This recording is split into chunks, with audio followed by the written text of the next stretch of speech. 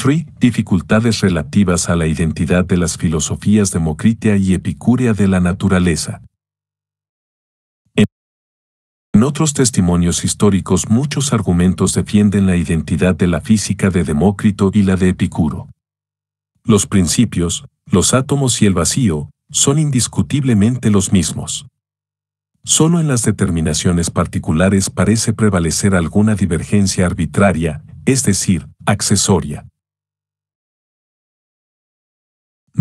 Más subsiste entonces un enigma singular, insoluble. Dos filósofos enseñan en absoluto la misma ciencia y lo hacen por cierto de la misma manera, sin embargo, que en consecuencia, se hallan en diametral oposición en todo lo que concierne a la verdad, la certeza, la aplicación de esta ciencia y, de un modo general, respecto de la relación entre el pensamiento y la realidad. Yo digo que están en oposición diametral y trataré ahora de demostrarlo. A. Parece difícil fijar la opinión de Demócrito sobre la verdad y la certeza del saber humano. Nos hallamos en presencia de pasajes contradictorios, o mejor, no son los fragmentos sino las ideas de Demócrito las que se contradicen. En efecto, la afirmación de Trendelenburg en comentarios sobre la psicología de Aristóteles, según la cual solo los autores posteriores revelan dicha contradicción que Aristóteles habría ignorado, es realmente inexacta. Pues se dice en la psicología de Aristóteles, Demócrito considera el alma y el entendimiento como una sola y misma cosa, según él lo verdadero es el fenómeno, 12, y en la metafísica leemos, al contrario, Demócrito pretende que no existe la verdad o que ella está oculta, 13. ¿Estos pasajes de Aristóteles no se contradicen? Si el fenómeno es lo verdadero, ¿cómo lo verdadero puede estar oculto? El hecho de estar oculto no comienza sino en el momento en que el fenómeno y la verdad se separan. Ahora bien, Diógenes Laercio refiere que se ha colocado a Demócrito entre los escépticos. Él cita su máxima, en realidad nosotros no sabemos nada, pues la verdad permanece oculta. 14. Afirmaciones análogas se encuentran en Sexto Empírico, 15. Esta opinión de Demócrito, escéptica, incierta y en el fondo contradictoria consigo misma, está solo desarrollada sobre todo en la forma en que se determina la relación del átomo con el mundo de la apariencia sensible. Por una parte, el fenómeno sensible no pertenece a los átomos mismos. Ese fenómeno no es sensible, sino que posee una apariencia subjetiva. Los principios verdaderos son los átomos y el vacío, el resto es opinión, apariencia, 16. Solo en la opinión existen lo caliente y lo frío, en verdad no hay más que átomos y vacío, 17. No resulta, entonces, un objeto de la pluralidad de los átomos, sino que por combinación de los átomos todo objeto parece devenir uno, 18. En consecuencia, solo la razón debe considerar los principios, los que a causa de su misma pequeñez son en absoluto inaccesibles al ojo humano, por eso se les llama ideas, 19.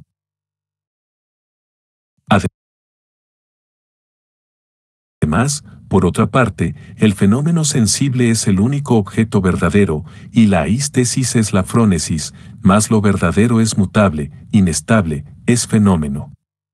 Pero, decir que el fenómeno es lo verdadero resulta contradictorio.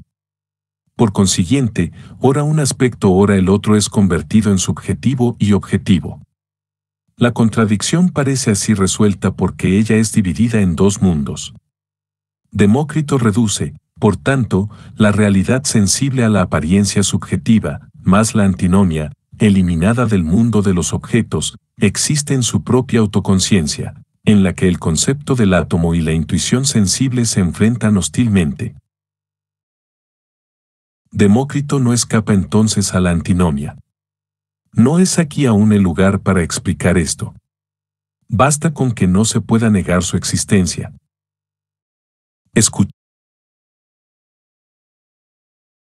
Escuchemos, por el contrario, a Epicuro.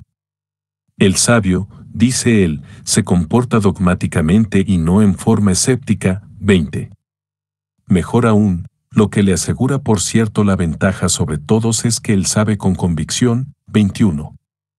Todos los sentidos son heraldos de la verdad. 22. Nada puede refutar a la percepción sensible, ni la sensación semejante a la semejante, a causa de su similitud de valor, ni la de semejante a la de semejante, pues ambas no juzgan el mismo objeto, ni tampoco el concepto puede refutarlas porque éste depende por entero de la percepción sensible, se dice en la canónica. 23. Pero, mientras Demócrito reduce el mundo sensible a una apariencia subjetiva, Epicuro hace de él un fenómeno objetivo. Y esa conciencia que se diferencia en este punto, pues afirma que comparte los mismos principios, mas no convierte las cualidades sensibles en simples opiniones. 24. Una vez admitido, entonces, que la percepción sensible fue el criterio de Epicuro y que el fenómeno objetivo le corresponde, se puede considerar como exacta la consecuencia ante la cual Cicerón se encoge de hombros. El sol le parece grande a Demócrito porque él es un sabio versado perfectamente en geometría. Epicuro supone que tiene alrededor de 2 pies de diámetro, pues éste juzga que es tan grande como parece. 25. B. Esta diferencia en los juicios teoréticos de Demócrito y Epicuro sobre la certeza de la ciencia y la verdad de sus objetos se realiza en la energía y en la praxis científica dispares de estos hombres. Demócrito, para quien el principio no deviene fenómeno y permanece sin realidad ni existencia, tiene, por el contrario, frente a él como mundo real y concreto, el mundo de la percepción sensible.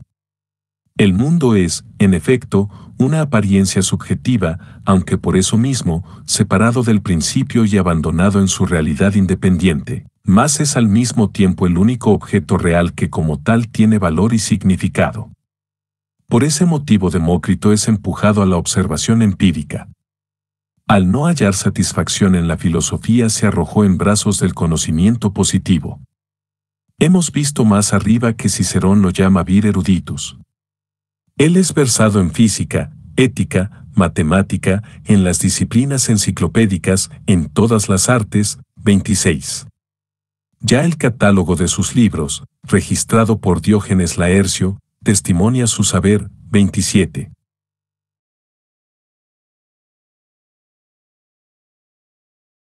Empero, la erudición tiene por característica extenderse en amplitud, reunir datos e investigar en lo externo. Así vemos a Demócrito recorrer la mitad del mundo para recoger experiencias, conocimientos y observaciones. De todos mis contemporáneos, se vanagloria, yo soy el que ha recorrido la mayor parte de la tierra y explorado los países más remotos, he visto los climas y regiones más variados. He oído a los sabios más ilustres y nadie me ha sobrepasado en la composición de figuras con demostraciones ni aun los llamados arpedonaptas de Egipto. 28.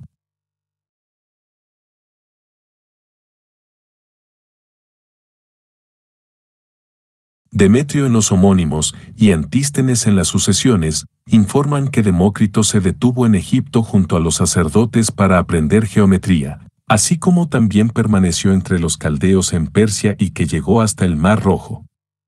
Algunos afirman que se encontró con los gimnosofistas de la India y que visitó a Etiopía. 29.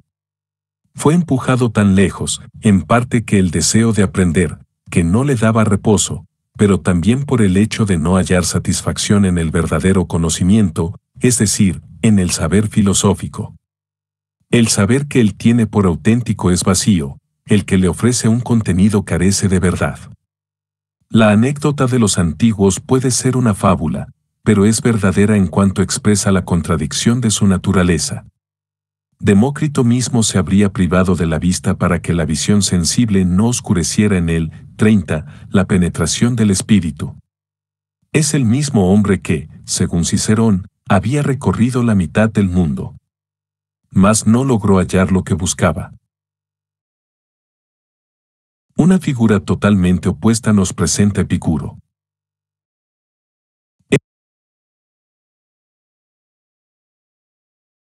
Él se siente satisfecho y feliz con la filosofía. Será necesario, dice, que sirvas a la filosofía para obtener la verdadera libertad.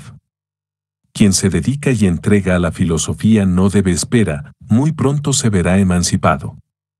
Pues servir a la filosofía significa libertad. 31. Que el joven, enseña Epicuro consecuentemente, no dude en filosofar ni el anciano renuncie a filosofar, porque nadie es demasiado joven ni demasiado maduro para recobrar la salud del alma. Pero quien diga que el tiempo de filosofar no ha llegado aún o que ha pasado, se asemeja a aquel que pretende que el momento de ser feliz todavía no está en sazón o que ya se ha esfumado. 32. Mientras Demócrito, a quien no le ha satisfecho la filosofía, se abandona al conocimiento empírico, Epicuro desprecia las ciencias positivas, ellas no contribuyen en nada a la perfección verdadera. 33. Se le llama enemigo de la ciencia, despreciador de la gramática. 34. Se le acusa aún de ignorancia, pero, dice un epicúreo en Cicerón, no era Epicuro quien carecía de erudición, sino que los ignorantes son los que creen que aquello que es vergonzoso para el niño no saberlo, debe sin embargo repetirlo el anciano. 35.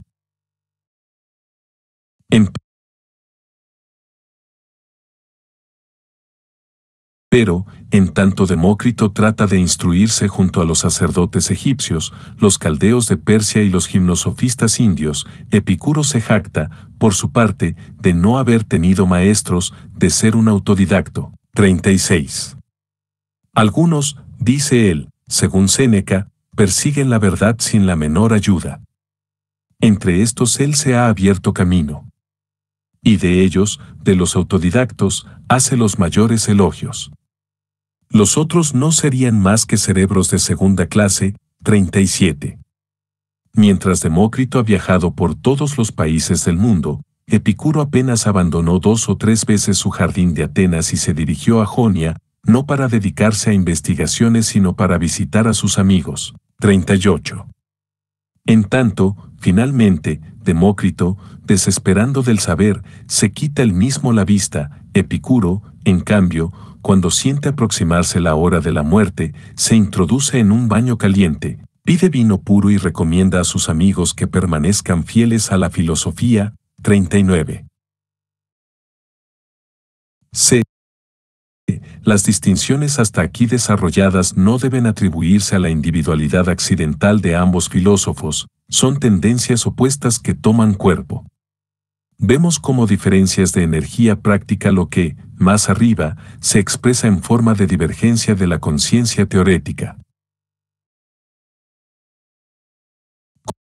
Consideremos, finalmente, la forma de reflexión que representa la referencia del pensamiento al ser, la relación misma.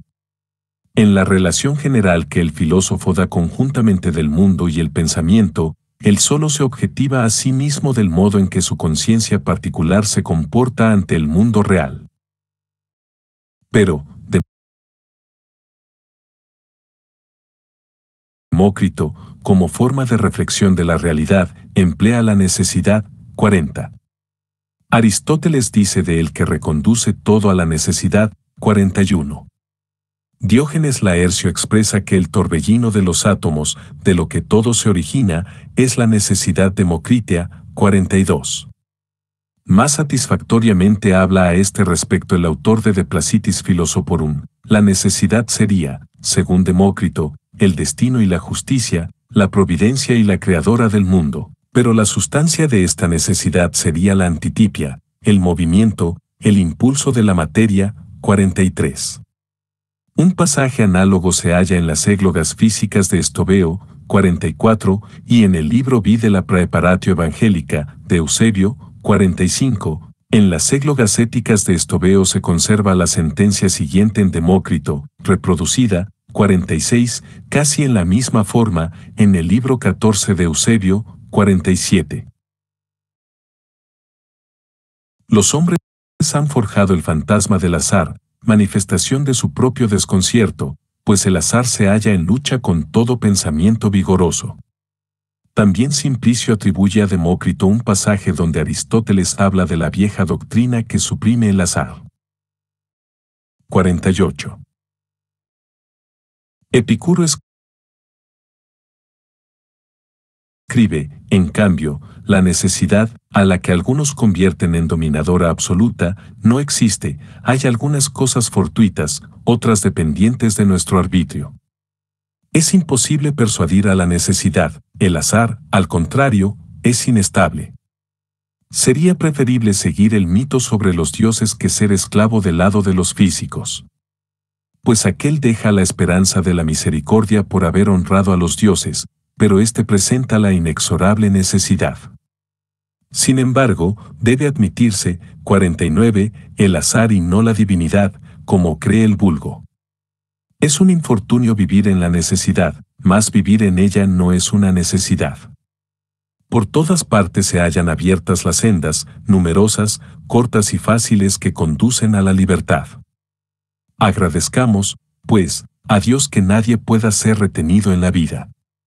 Dominar a la necesidad misma está permitido. 50. Lo mismo expresa Bellello en Cicerón sobre la filosofía estoica, que se debe pensar de una filosofía para la cual, como para las comadres ignorantes, todo parece suceder gracias al hado. Por Epicuro hemos sido redimidos y puesto en libertad. 51. Así Epicuro niega aún el juicio disyuntivo, a fin de no verse constreñido a reconocer ninguna necesidad. 52.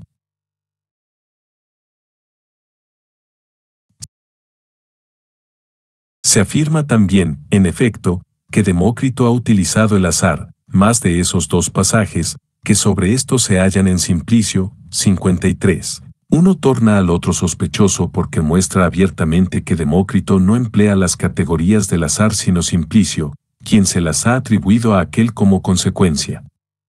Él dice, en efecto, que Demócrito no indica ningún fundamento de la creación del mundo en general, parece convertir al azar en fundamento. Pero no se trata aquí de la determinación del contenido sino de la forma que Demócrito ha empleado conscientemente. Otro tanto vale para el testimonio de Eusebio. Demócrito habría erigido al azar en amo de lo universal y lo divino y juzgado que todo acaece allí a través de él en tanto lo descartaba de la vida humana y de la naturaleza empírica, y aún calificaba de insensatos a sus partidarios. 54. En parte vemos aquí las simples deducciones del obispo cristiano Dionisio, y, por otro lado, que allá donde comienzan lo universal y lo divino el concepto democriteo de la necesidad cesa de diferenciarse del azar. Un punto es históricamente cierto, Demócrito emplea la necesidad, Epicuro, el azar, y cada uno de ellos rechaza con aspereza polémica la opinión contraria.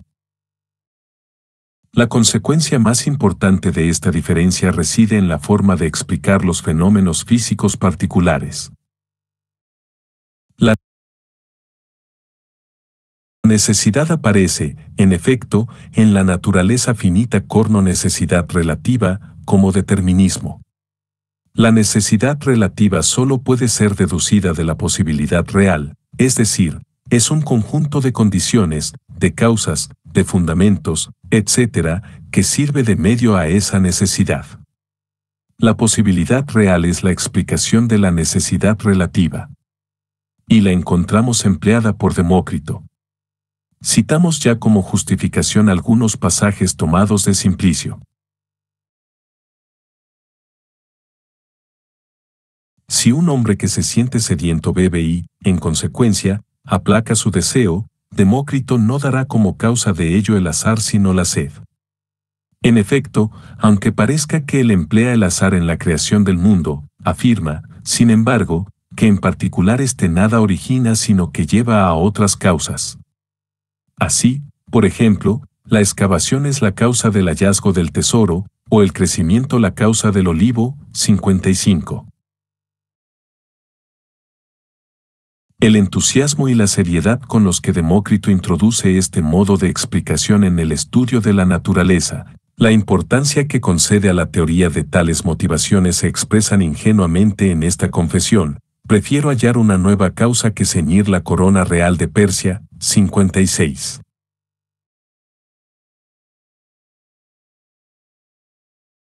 Una vez más Epicuro se opone de manera directa a Demócrito. El azar es una realidad que solo tiene valor de posibilidad, pero la posibilidad abstracta es, por cierto, lo opuesto de la real. Esta última está encerrada en límites precisos, como el entendimiento, la otra no conoce fronteras, como la imaginación. La posibilidad real trata de demostrar la necesidad y la realidad de sus objetos, la abstracta no se ocupa del objeto que es explicado, sino del sujeto que explica. Solo se necesita que el objeto sea posible, pense Bell. Lo que es posible abstractamente, lo que puede ser pensado no constituye para el sujeto pensante ni un obstáculo ni un límite ni una dificultad imprevista. Poco importa que esta posibilidad sea igualmente real, porque el interés no se extiende aquí sobre el objeto como tal. Epicuro procede, pues, con ilimitada negligencia en la explicación de los diversos fenómenos físicos particulares. Esto se aclarará mejor en la carta a Pitocles que examinaremos luego. Basta aquí observar su actitud frente a los juicios de los físicos precedentes. En los pasajes en que el autor de De Placitis Philosophorum y Estobeo registran las diversas opiniones sobre las sustancias de los astros, la magnitud y la figura del Sol, etc., se dice siempre de Epicuro. Él no rechaza ninguna de tales apreciaciones, todas pueden ser exactas, pues él se atiene a lo posible. 57. Además, Epicuro polemiza también contra el modo de explicación intelectual determinante y por tanto unilateral de la posibilidad real. Así Séneca expresa en sus Cuestiones Naturales, Epicuro afirma que todas esas causas pueden existir, y busca, a la vez, muchas otras explicaciones. Critica a los que sostienen que una cualquiera de esas causas es la adecuada, porque es arriesgado juzgar apodícticamente sobre aquello de lo cual solo se deducen conjeturas. 58. Se ve, pues, que no hay ningún interés en investigar las causas reales de los objetos. Él no trata simplemente de tranquilizar al sujeto que explica. Desde que todo lo posible es admitido como tal, hecho que responde al carácter de la posibilidad abstracta, es evidente que el azar del ser es solo traducido en el azar del pensamiento. La única regla prescripta por Epicuro, que la explicación no debe contradecir a la percepción sensible, se entiende por sí misma, porque lo posible abstracto consiste, en efecto, en estar exento de contradicción. Por eso es indispensable evitarla. 59. En fin, Epicuro reconoce que su modo de explicación solo se propone la ataraxia de la autoconciencia, no el conocimiento de la naturaleza en sí y para sí. 60. No tenemos necesidad, sin duda, de exponer con pormenores que aquí también Epicuro se halla en oposición absoluta frente a Demócrito. Vemos, en consecuencia, que ambos pensadores se oponen paso a paso. Uno es escéptico, el otro, dogmático. Uno considera al mundo sensible como apariencia subjetiva, el otro, como fenómeno objetivo. El que juzga el mundo sensible como apariencia subjetiva se dedica a la ciencia empírica de la naturaleza y a los conocimientos positivos y representa la inquietud de la observación que experimenta, aprende en todas partes y recorre el mundo. El otro, que tiene por real el mundo fenoménico, rechaza el empirismo, la calma del pensamiento, que halla su satisfacción en sí misma, la autonomía, que extrae su saber ex principio interno. Están encarnadas en él. Pero la contradicción va más lejos aún. El escéptico y empírico, que tiene a la naturaleza sensible por apariencia subjetiva, la considera desde el punto de vista de la necesidad y busca explicar y aprender la existencia real de las cosas. Por el contrario, el filósofo y dogmático, que acepta el fenómeno como real, solo ve en todas partes el azar, y su modo de explicación tiende más bien a suprimir toda realidad objetiva de la naturaleza. Estas contradicciones parecen encerrar cierta dosis de absurdo. Más cuesta trabajo suponer que estos hombres, que se oponen en todo, se adhirieran a la misma doctrina. Y sin embargo, en apariencia, se hallan encadenados entre sí. Estudiar sus relaciones generales será el objeto del próximo capítulo, asterisco.